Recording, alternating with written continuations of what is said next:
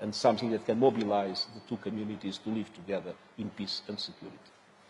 So I'm not optimistic about immediate impacts on peace and security, but I think that a lot can be done on the economy, a lot can be done on climate, and a lot can be done on technology. But for that to be possible, I believe we need a very serious negotiation between developed countries and the emerging economies. Some people say it's between the US and China. I think that is too simplistic. The US doesn't represent the whole of the developed world. I mean, Europe and the US have different positions on several issues, and China doesn't represent India, Indonesia, and several other countries. But the truth is that we live in an economic system that was designed after the Second World War, and basically designed by the developed countries. And we see the emerging economies with a bigger and bigger weight in the global economy, but not a similar weight in the institutions that rule the global economy. So there is an area of reform in which this discussion is essential, and there is a serious negotiation on trade, on climate, and on technology that these two blocks need to be able to establish. The UN is a platform for that. The G20 is another platform for that. There was some progress in the last G20 on some aspects of reform of multilateral development banks, but we need to go much further.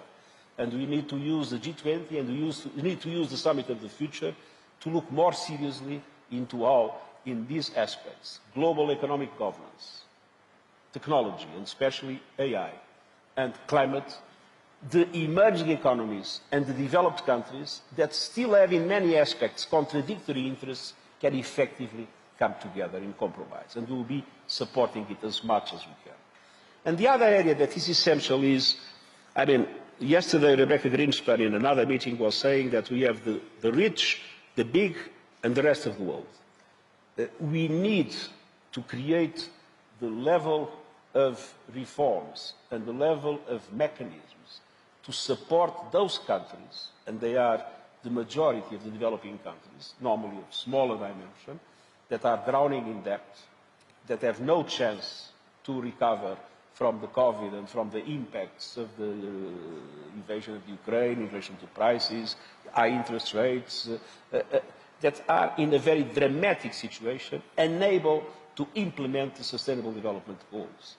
And there, I think, a lot needs to be done. Some progress was made in the G20, as there was progress in relation to climate in the COP, but a lot needs to be done in order to allow our international financial system to be able to multiply the resources available for those countries, and at the same time to support the improvements of governance, the capacity for those countries to define strategies and projects that are bankable and that allow them to overcome the present difficulties. So I think we need a serious negotiation between developed countries and emerging economies, and we need a serious set of reforms to allow for the international system to give a chance for those developing countries that are excluded, basically, from the progress of the global economy to be able to catch up. Thank you. You said in your speech that I'm personally shocked by the systematic undermining of principles and standards we used to take for granted. I guess you're also then referring to the period that we call the post-Cold War period, where countries mainly were sticking to these principles. That period is now past. We are between orders. We had that order, and we are embarking into a new order. How to avoid that the new order is like the jungle growing back? How are you worried about that, or are you convinced that the principles of reforms of the multilateral system and that we build a more inclusive order, also build on the main principles, UN Charter and international law, is possible? You said, if I remember right in your speech to the General Assembly in September, you said something to the effect that multipolarity is fine, but multipolarity without multilateralism and international law is not a good idea, and we tried that in Europe 150 years ago. So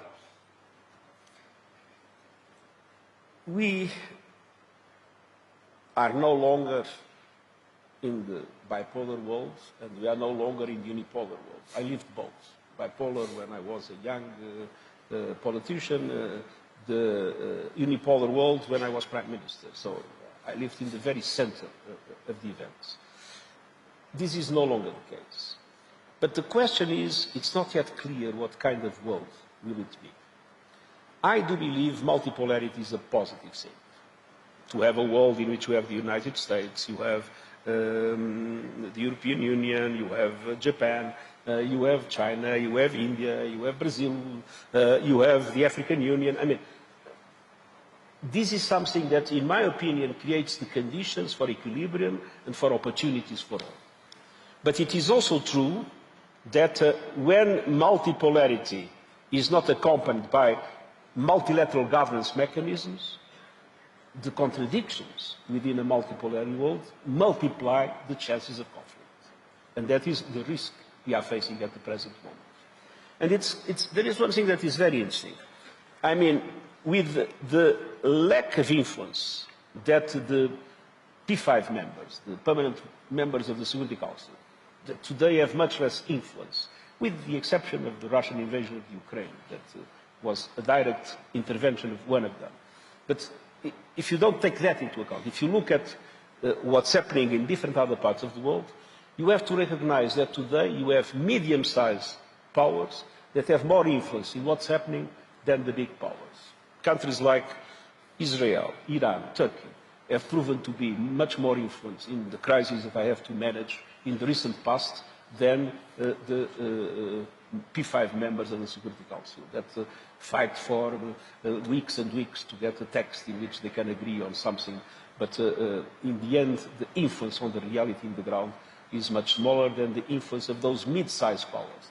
And this is creating an environment of a certain impunity, an environment in which everybody thinks they can do whatever they want. And this is the problem of the principles that are forgotten. I mean, the Charter must be respected. International law must be respected. And today there is total impunity in relation to violations of the Charter, to violations of international law. The norms that are necessary to regulate economic systems must be respected. And today we see a trend to forget about those norms or to put them into question. And I think that an essential component of building trust is exactly to make sure that with the reforms that are needed for the institutions to be truly representative, which is not yet the case, do those reforms, but at the same time make sure that you create the instruments of accountability for law to be respected, the Charter to be respected, norms to be respected, predictability to exist in international relations. I think that deserves... It's not going to be easy. No, but I think it deserves an applause. You said, Mr. Secretary General, that international law has to be the basis for peace in Ukraine. And you also said that to really move forward on peace and reconciliation, one has to solve Ukraine and then Gaza. Those impulses have to be broken. But let's deal with Ukraine first. Is there any chance that international law and respect for territorial integrity will be applied anytime soon in Ukraine? And you visited Kiev and you visited also Moscow, and you see how difficult this is. If we start to accept that the territorial integrity of countries is expendable, we will create chaos in the world. There are so many countries around the world that have potential revendications about territory of other countries. There are so many situations where minorities can at a certain moment claim that they should belong to another country. It's absolutely essential that the principle of the territorial integrity of states is respected. Of course, we know that states are not perfect. History has been what it has been. It took centuries in Europe to create the borders that we have now. But I think those that led the African emergence were wise when they said that it was essential to respect the borders, even if the borders had been drawn by colonialism, even those borders were not corresponding to the reality of the societies as they were. But the moment that we start thinking that we can change, redesign, we are in deep trouble. So I think that to reaffirm the principle of territorial integrity of the Ukraine and of any other country is essential. It is not going to be easy. No, the situation is difficult. It is. But principles are something we need to preserve in all situations. I know you're speaking at another event in 5 minutes, but I also mentioned Gaza. You mentioned also a two-state solution. Is there, based on the humanitarian catastrophe we're seeing unfolding now in Gaza, do you possibly see some new momentum coming out of this for a two-state solution, also in a regional context?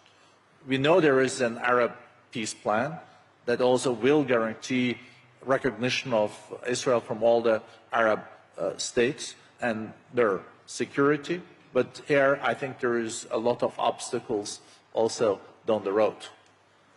Well, let's be clear.